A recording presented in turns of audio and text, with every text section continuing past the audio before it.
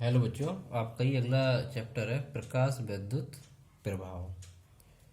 द्रव्य तरंगे। द्रव्य तरंगे। तो देखो, अब तक हमने जो पढ़ा था प्रकाश के बारे में कि प्रकाश जो है एक प्रकार की ऊर्जा होती है जो आंखों को संवेदित करता है, जिससे वस्तु दिखाई देती है। अब इसकी कुछ घटनाओं के बारे में पढ़ा था हमने। जैसे सबसे पहले अपवर्तन पढ़ा था आप लोगों ने, परावर्तन पढ़ा था, विवर्तन पढ़ा, व्यतिकरण पढ़ा। तो इन सभी से इस बात की पुष्टि हो रही थी कि प्रकाश तरंगों के रूप में चलता है। क्योंकि आपने देखा होगा कि अगर हम प्रकाश के रास्ते में कोई शीशा लगा दें, कांच लगा दें, तो प्रकाश उसके पार निकल जाता है।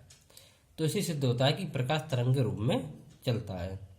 अब कुछ घटनाएं ऐसी हैं जिनकी व्याख्या हम प्रकाश को तरंग मान कर सकते हैं, जैसे अपवर्तन है, परावर्तन है, विवर्तन है, व्यतिकरण है।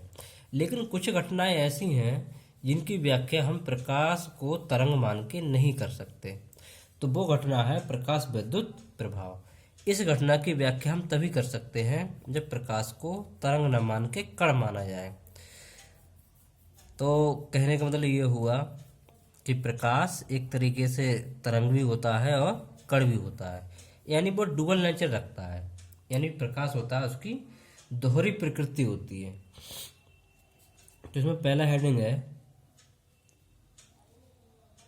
विकिरणों की द्वैत प्रकृति। इसका मतलब ये होगा कि प्रकाश जो है दोहरा चरित्र रखता है, यानी वो तरंग भी है और कण भी है। देखो, जब हम प्रकाश को तरंग मानते हैं तो हम इनकी व्याख्या कर सकते हैं भाई। अपवर्तन है, परावर्तन है, विवर्तन है, व्यतिकरण है। इन सब की व्याख्या कब होगी? जब प्रकाश को हम तरंग मानेंगे, ठीक है। लेकिन मैंने कहा प्रकाश विद्युत प्रभाव है, रमन प्रभाव है, जीमान प्रभाव है, कॉम्पटन प्रभाव है।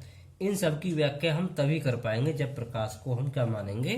कण मानेंगे। इनको हमने तरंग माने कर दिया, ठीक है, इनकी व्याख्या। और कण मान के व्याख्या होगी प्रकाश विद्युत प्रभाव, प्रकाश विद्युत प्रभाव और कॉम्पटन प्रभाव, रमन प्रभाव। इन सब की व्याख्या कब होगी? जब प्रकाश को हम कण मानेंगे। तो देखो, दो तरीके का व्यवहार हो गया प्रकाश का, तरंग भी हो गया और ये कण भी हो गया। इसलिए हम कहते हैं जो विकिरण होता है उसकी प्रकृति कैसी होती है? दोहरी होती है, डुअल नेचर ऑफ लाइट। कहने मतलब ये हो गया कि प्रकाश तरंग भी होता है, प्रकाश कण भी होता है। लेकिन ये दोनों पूरक होते हैं एक दूसरे के। जहाँ प्रकाश तरंग होगा वहाँ वो कण नहीं होगा, और जहाँ कण होगा वहाँ प्रकाश तरंग नहीं होगा, ठीक है। तो हमारा पाठ है प्रकाश विद्युत प्रभाव। तो सबसे पहले ये हेडिंग आता है प्रकाश विद्युत प्रभाव। प्रकाश विद्युत प्रभाव। देखो, प्रकाश विद्युत प्रभाव क्या होता है? देखो, सबसे पहले हर्ट्स ने इसके बारे में प्रयोग किया था भाई। इन्हें क्या किया? हर्ट्स ने क्या किया? इन्होंने एक उपकरण बनाया प्रैक्टिकल करने के लिए।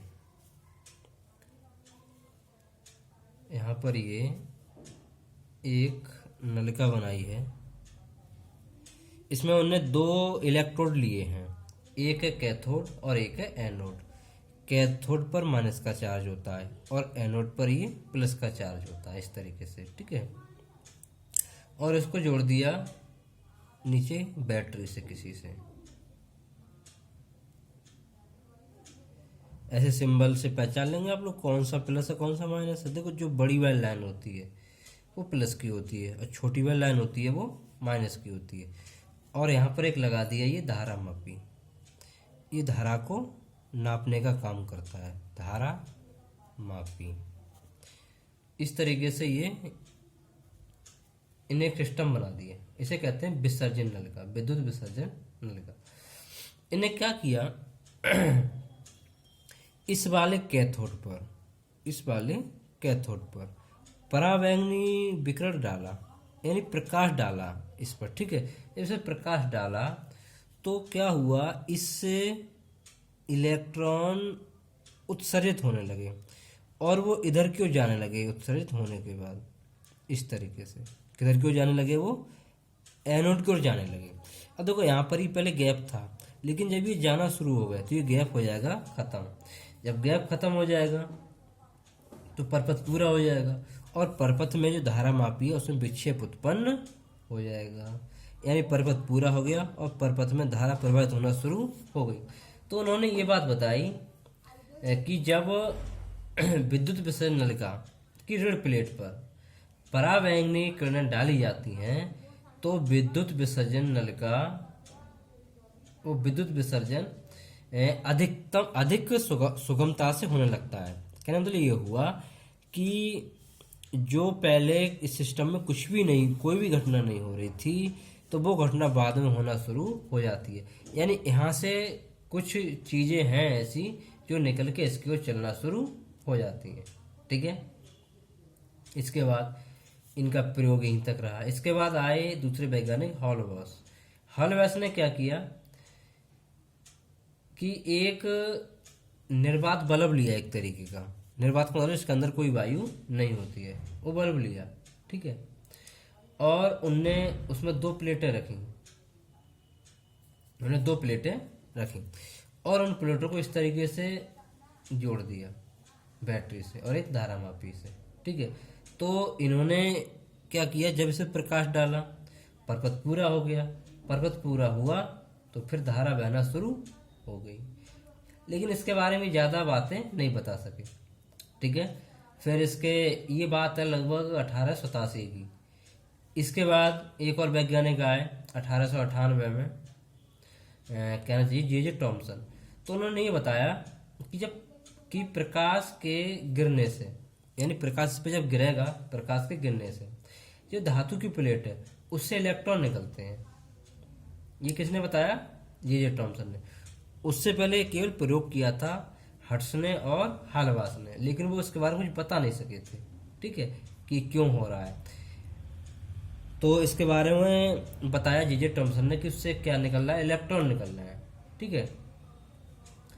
और 1900 में लेनार्ड ने ये बताया, यानी जे टॉमसन के बाद कौन आया, लेनार्ड। 1900 में उन्होंने ये बताया कि जब ऋण प्लेट पर, यानी इस वाली प्लेट पर पराबैंगनी किरण डाली जाती हैं तो उससे निकले इलेक्ट्रॉन धन प्लेट के द्वारा आकर्षित कर लिए जाते हैं, क्योंकि इलेक्ट्रॉन पर होता है ऋण आवेश और इस प्लेट पर होता है धन आवेश। आकर्षित कर लिए जाते हैं, जब आकर्षित कर लिए जाएंगे तो इससे क्या होगा, परपथ पूरा हो जाएगा और परपथ में धारा बहना शुरू हो जाएगी, ठीक है। लेकिन धन प्लेट पर किरणें डालने से अगर हम क्या करें, प्लेटों को चेंज कर दें भाई, यानी ये माइनस थी, इसको प्लस कर दें और इसको माइनस कर दें और फिर इस पर प्रकाश डालें, तो इसमें कोई धारा प्रवाहित नहीं होगी। समझ में आई बात। तो कहने मतलब ये हुआ, जो बात निकल के आई प्रकाश विद्युत प्रभाव की, वो ये निकल के आई कि प्रकाश किरणों के प्रभाव से धातु से इलेक्ट्रॉनों के, यानी इस पर जो प्रकाश डाला जा रहा है उसके प्रभाव से धातु से इलेक्ट्रॉनों के उत्सर्जन की घटना को प्रकाश विद्युत प्रभाव कहते हैं। परिभाषा लिख देते हैं, क्या परिभाषा बन जाएगी, प्रकाश किरणों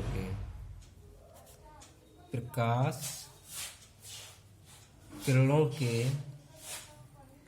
प्रभाव से या डालने से, प्रभाव से धातु से इलेक्ट्रॉन के उत्सर्जन की घटना को प्रकाश वैद्युत प्रभाव, प्रकाश वैद्युत प्रभाव कहते हैं। ये इसकी परिभाषा हो गई भाई, प्रकाश वैद्युत प्रभाव कहते हैं। और इस समय जो धारा प्रवाहित हो रही है प्रकाश इलेक्ट्रॉनों के कारण, उसे कहते हैं प्रकाश वैद्युत धारा। थोड़ा सा आगे जोड़ सकते हैं इसमें कि प्रकाश द्वारा उत्सर्जित इलेक्ट्रॉनों को प्रकाश इलेक्ट्रॉन कहते हैं और उससे उत्पन्न होने वाली धारा को प्रकाश वैद्युत धारा कहते हैं।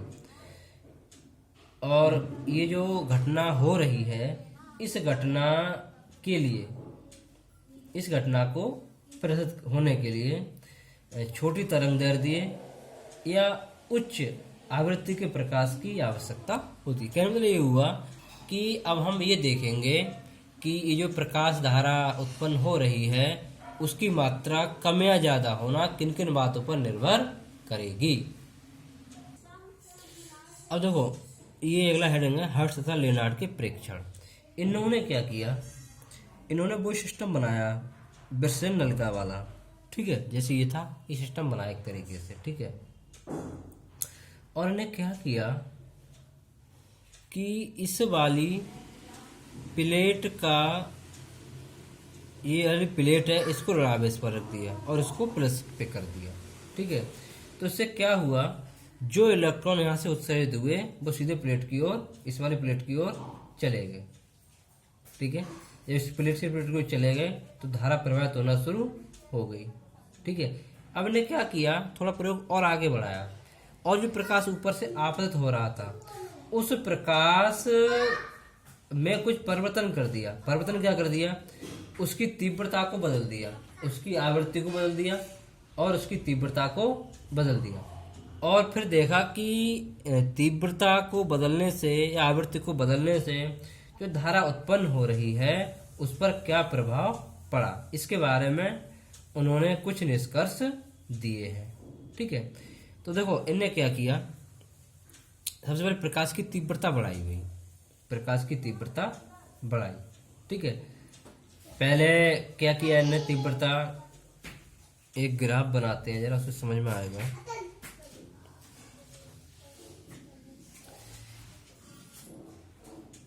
यहाँ पर ये 0 है, यहाँ मैंने लिख दिया विभवांतर।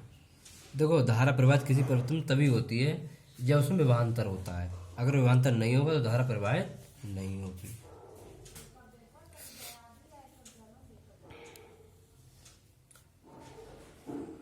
आई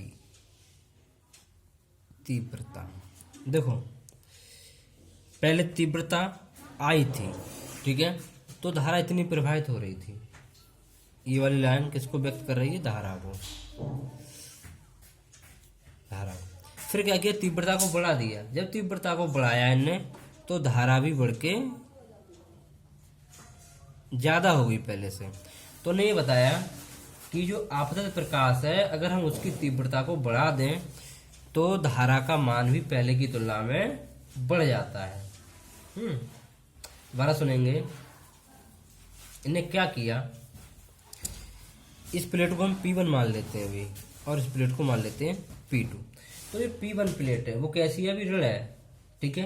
तो हमने क्या किया, एक निश्चित आवृत्ति का प्रकाश लिया और उसको P1 पर डाला तो प्लेट से इलेक्ट्रॉन निकलना शुरू हो गए, ठीक है। और P2 को क्या कर दिया, इस वाली प्लेट को हमने धन विभव पर कर दिया, यानी प्लस पे कर दिया, ठीक है। जब ये वाली माइनस की, ये वाली प्लस की और इसे इलेक्ट्रॉन निकल रहा है, इलेक्ट्रॉन होता ऋण आवेश और इस पे है प्लस का आवेश, तो ये वाली प्लेट इलेक्ट्रॉनों को अपनी ओर आकर्षित कर लेगी। तो सभी इलेक्ट्रॉन क्या होंगे, यहाँ से इधर की ओर पहुंच जाएंगे, पहुंच जाएंगे और परपथ में अधिकतम धारा बहना शुरू हो जाएगी। तो जो अधिकतम धारा इस परपथ में इस समय बह रही है, इसके धन पर होने के कारण उसे कहते हैं, क्या कहते हैं, संतृप्त प्रकाश वैद्युत धारा।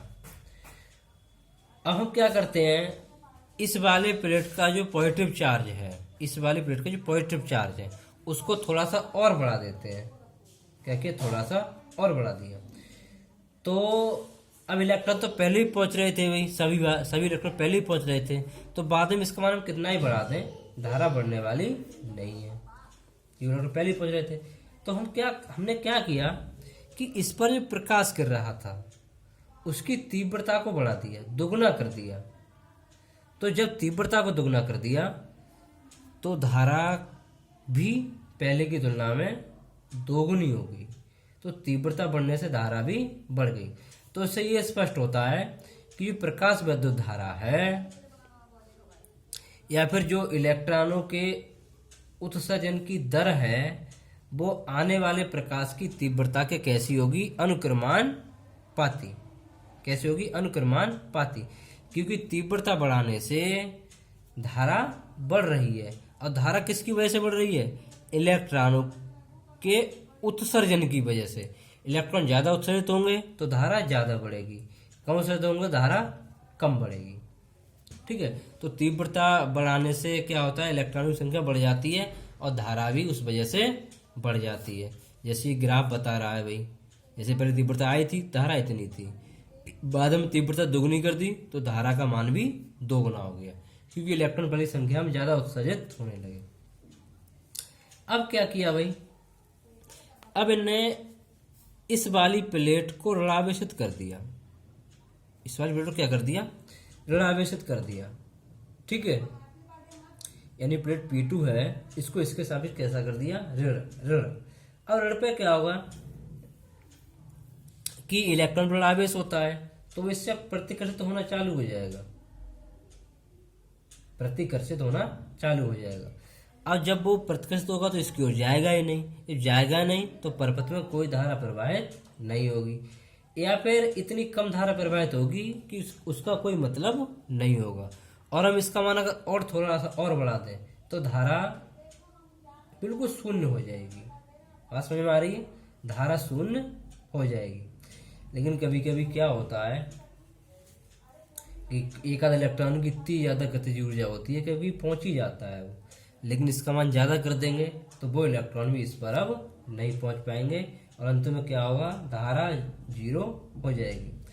और हम क्या करें इसके बाद भाई, जो P1 पर प्रकाश है उसकी तीव्रता को बढ़ा दें, यानी जो प्लेट P1 है उस पर जो प्रकाश आ रहा है उसकी तीव्रता को हम बढ़ा दें। कितना भी बढ़ा दें, इलेक्ट्रॉन फिर निकलेंगे, लेकिन ये प्लेट फिर क्या करेगी, फिर प्रतिकर्षित कर देगी। तब भी जब प्रतिकर्षित कर देगी तो धारा पे कोई प्रभाव नहीं पड़ेगा। तो इससे ये स्पष्ट हो रहा है कि P1 से विभिन्न ऊर्जा के इलेक्ट्रॉन निकलते हैं, विभिन्न ऊर्जा के इलेक्ट्रॉन निकलते हैं, यानी जो इलेक्ट्रॉन है उनकी ऊर्जा एक समान नहीं होती है, उनकी ऊर्जा अलग अलग होती है। और अगर थोड़ी सी भी धारा परपथ में बह रही है तो उसका मतलब यही है कि किसी इलेक्ट्रॉन की ऊर्जा ज़्यादा है, जिसकी वजह से वो P2 पर पहुंच जा रहा है। ठीक है, लेकिन धारा का मान कम ही हो जाएगा। अब जैसे जैसे P2 का ऋण विभव बढ़ाया जाता है वैसे वैसे इस पर पहुंचने वाले इलेक्ट्रॉन की संख्या कम होने लगती है, और एक मान ऐसा आता है जिस पर इस पर पहुंचने वाले इलेक्ट्रॉन है उनकी संख्या 0 हो जाती है। 0 हो जाएगी तो इस अवस्था में प्रकाश विद्युत धारा का मान भी 0 हो जाएगा। और ये कब 0 हो रहा है, एक निश्चित मान पर 0 हो रहा है, तो हम ये कह सकते हैं कि P1 के सापेक्ष यानी इसके सापेक्ष इसको दिया गया वह ऋण विभव जिस पर प्रकाश विद्युत धारा शून्य हो जाए, निरोधी विभव कहलाता है। तो यहाँ से एक नई परिभाषा निकल के आ गई निरोधी विभव की। भाई मैं लिख देता हूँ निरोधी विभव।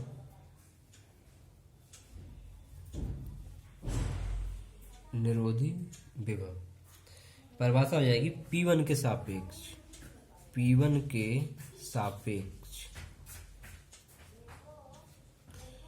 P2 को दिया गया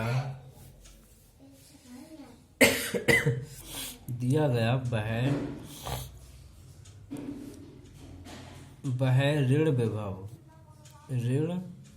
विभव जिस पर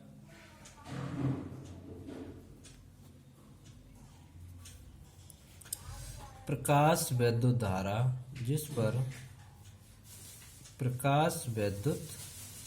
धारा का मान शून्य हो जाता है। क्या हो जाता है? शून्य हो जाता है, निरोधी विभव कहलाता है। निरोधी विभव कहलाता है। देखो भाई,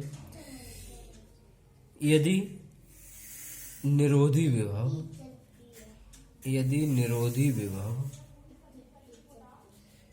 बी नॉट हो तब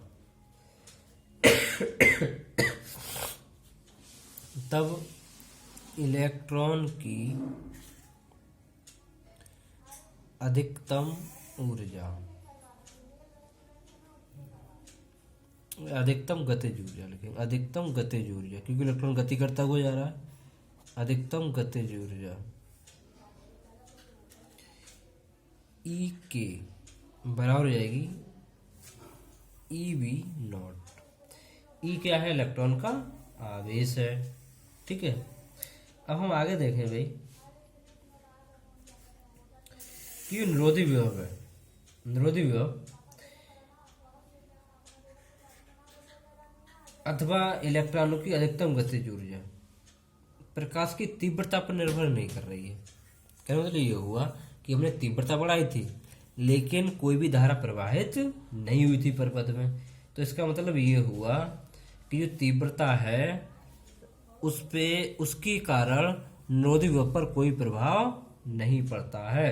अब तीव्रता चाहे कितनी भी हो जाए, दुगुनी तिगुनी चौगुनी, लेकिन निरोधी विभव का मान वही रहेगा।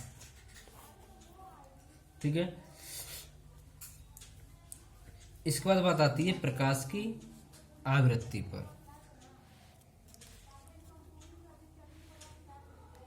प्रकाश की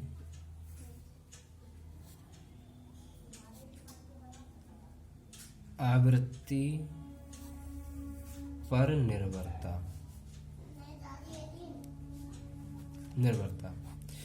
देखो भाई, ये बताया गया था कि जो प्रकाश होता है अगर उसकी आवृत्ति एक निश्चित आवृत्ति से कम है तो उसे कोई इलेक्ट्रॉन उत्सर्जित नहीं होगा। तो इलेक्ट्रॉन प्लेट से बाहर निकालने के लिए जो प्रकाश डाला जाता है उस प्रकाश की आवृत्ति का मान एक न्यूनतम आवृत्ति के बराबर होना जरूरी है। ठीक है, तो सुनेंगे जरा। उस आवृत्ति को कहते हैं देहली आवृत्ति। क्या कहेंगे? देहली आवृत्ति, यानी कि प्रकाश की वह न्यूनतम आवृत्ति जो किसी पदार्थ से प्रकाश इलेक्ट्रॉनों का उत्सर्जन कर सके, उस पदार्थ की देहली आवृत्ति कहलाती है। अब कहने मतलब ये हुआ कि पदार्थ भाई अलग अलग तरीके के होते हैं। अब कोई पदार्थ किसी तरीके का है, कोई किसी तरीके का है, तो प्रत्येक पदार्थ के लिए जो देहली आवृत्ति है वो भिन्न भिन्न हो सकती है। हमने क्या किया कि जो निरोधी विभव है,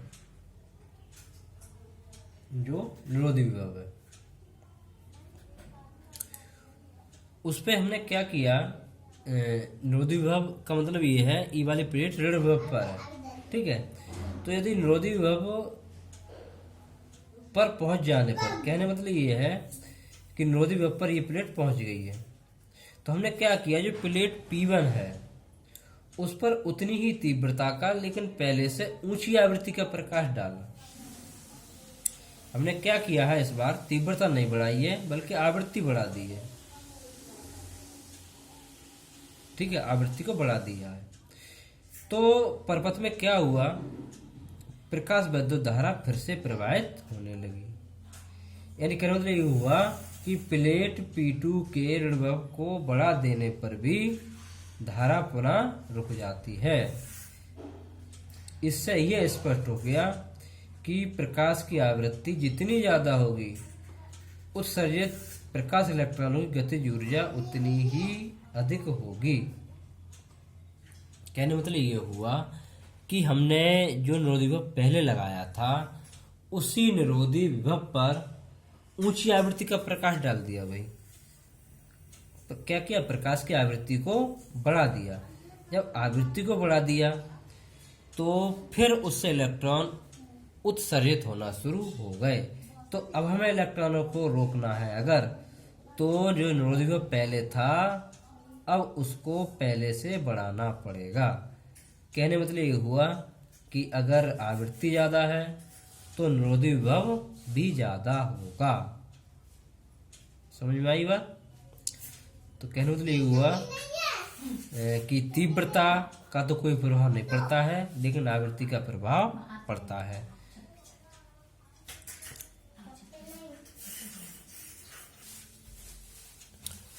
यहाँ पर एक ग्राफ बना रहा हूँ देखिए,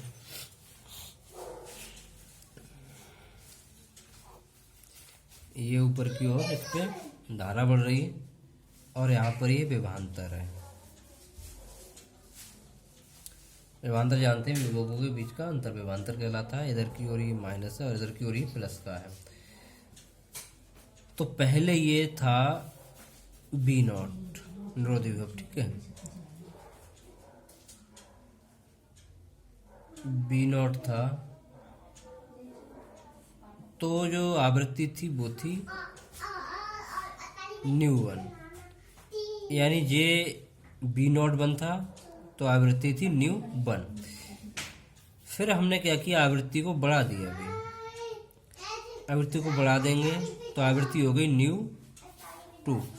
तो ये जो निरोधी विभव था उसका मान भी हमको बढ़ाना पड़ेगा, वो न्यू टू करना पड़ेगा।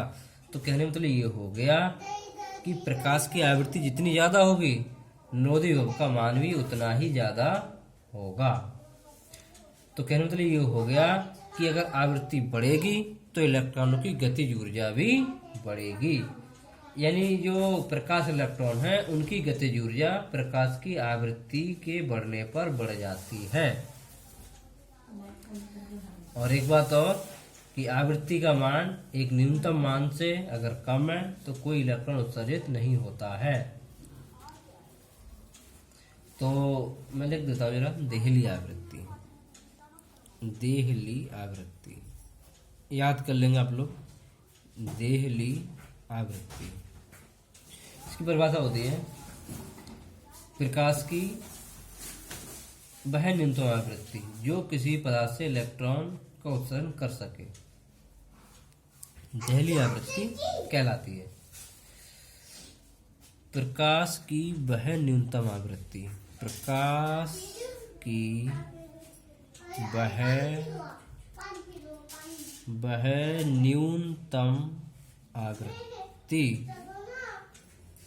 न्यूनतम आवृत्ति जो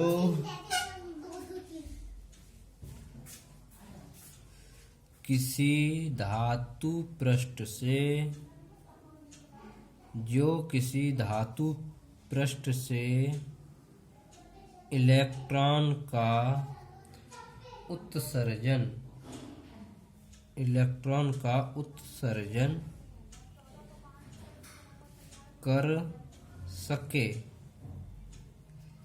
देहली आवृत्ति कहलाती है। देहली आवृत्ति